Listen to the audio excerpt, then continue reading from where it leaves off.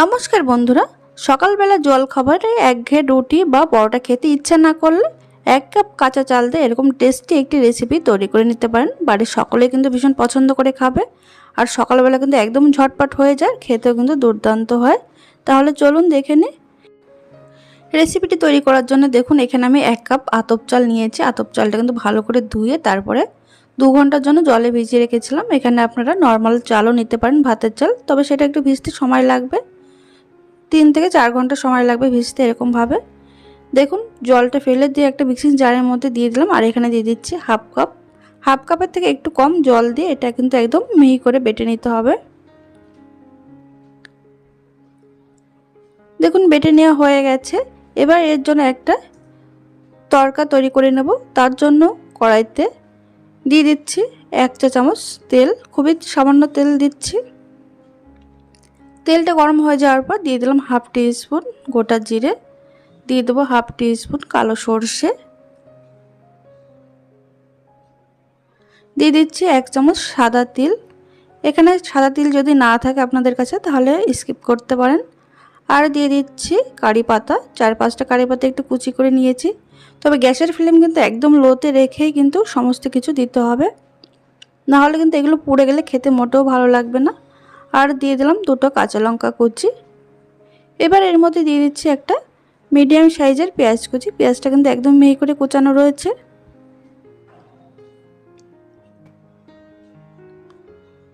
এবার লো আছে এটা 30 থেকে 40 সেকেন্ড একটু নাড়াচাড়া করে নিতে হবে।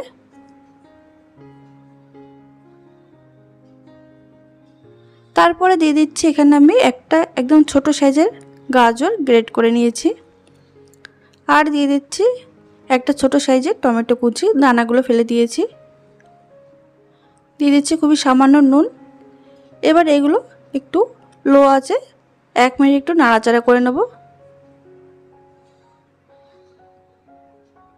এটা কিন্তু খুব বেশি ভাজা যাবে না, শুধুমাত্র হালকা সাঁতলে নেওয়ার মতন করে একটু ভেজে নিতে হবে, যাতে এটা কিন্তু পুরোপুরি গলে না যায় সেটাও খেয়াল রাখতে হবে।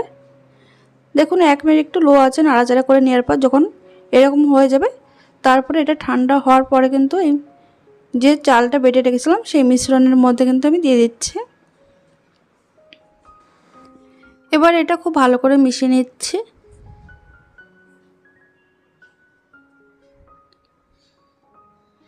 এবার এর মধ্যে দিয়ে দেব স্বাদ অনুযায়ী নুন। এখানে আমি হাফ টি স্পুন নুন মিশিয়ে নিলাম। দিয়ে দেব সামান্য গোলমরিচ গুঁড়ো। আপনারা চাইলে এর মধ্যে চিলি ফ্লেক্সও দিতে পারেন।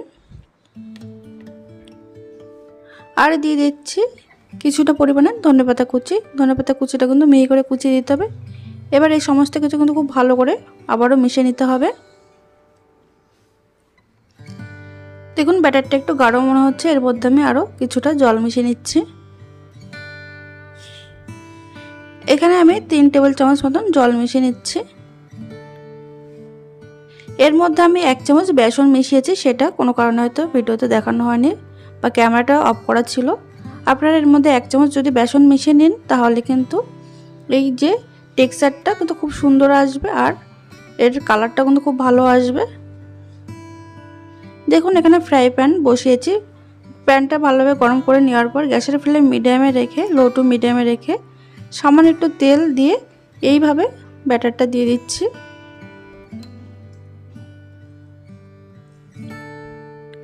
এটা কিন্তু খুব বেশি মোটা হবে না, এটা কিন্তু পাতলা করেই তৈরি করতে হবে। দেখুন, এইভাবে গোল করে দেওয়ার পর গ্যাসের ফ্লেম লোতে রেখে এটা ঢাকাতে 2 মিনিট রেখে দিতে হবে। 2 মিনিট পর দেখা যাবে যে উপরটা পুরোপুরি ড্রাই হয়ে গেছে বা শুকিয়ে গেছে। তখন উপর থেকে দিয়ে দিচ্ছি খুবই সামান্য একটু সাদা তেল। তেলটা দিয়ে ভালো করে এইভাবে মিশিয়ে নিয়ে আবারও উল্টে দেব।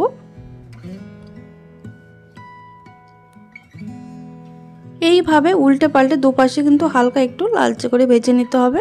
আর সাইডটা কিন্তু বেশ মুচমুচে হয়েছে। দেখুন, এটা কিন্তু একদম তৈরি হয়ে গেছে। দেখুন, দেখতেও কিন্তু বেশ সুন্দর হয়েছে, আর খেতেও কিন্তু দারুণ হয়েছিল। এটা আপনারা টমেটো কেচাপের সঙ্গে খেতে পারেন, দারুণ খেতে লাগে। এটা বাচ্চাদের টিফিনও তৈরি করে দিলে বাচ্চারা কিন্তু ভীষণ মজা করে খাবে। দেখুন, এইভাবে প্রত্যেকটা আমি তৈরি করে নিয়েছি। তাহলে বন্ধুরা, 1 কাপ কাঁচা চাল দিয়ে এরকম সুস্বাদু রেসিপি যদি তৈরি করতে চান তাহলে অবশ্যই বাড়িতে একবার হলে ট্রাই করে দেখতে হবে। আজকের ভিডিওটি যদি ভালো লেগে থাকে তাহলে লাইক কমেন্ট শেয়ার করতে ভুলবেন না। আর যারা নতুন বন্ধু চ্যানেলটিকে সাবস্ক্রাইব করে পাশে থাকবেন।